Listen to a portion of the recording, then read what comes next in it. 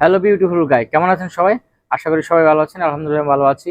কিছুদিন আগে একটা ফ্যাক্টরিতে আহ, গত 6 মাস আগে একটা নতুন ফ্যাক্টরিতে একটা ছেলে যোগদান করেছিলেন।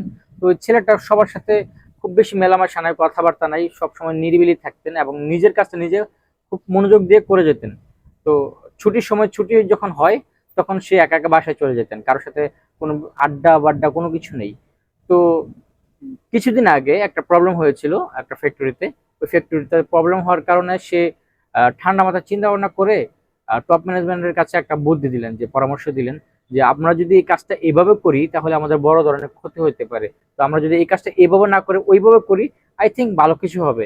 তো সেই ক্ষেত্রে টপ ম্যানেজমেন্ট যারা আছে তারা সবাই চিন্তা ভাবনা করে দেখলো যে আসলে জিনিসটা যে কথাটা যে বললো আসলে কথার কতটা যৌক্তিকপূর্ণ।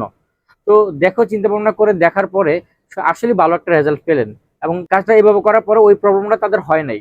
তো মোরাল অফ দ্য স্টোরি কি, সবসময় চিল্লা পাল্লা করলে কিন্তু কাজ হয় না। কিছু কিছু ক্ষেত্রে মাথা ঠান্ডা রেখে স্থির হয়ে চিন্তা ভাবনা করে কাজ করলে ওইটা রেজাল্ট খুব ভালো আসে। ওকে, থ্যাংক ইউ সো মাচ।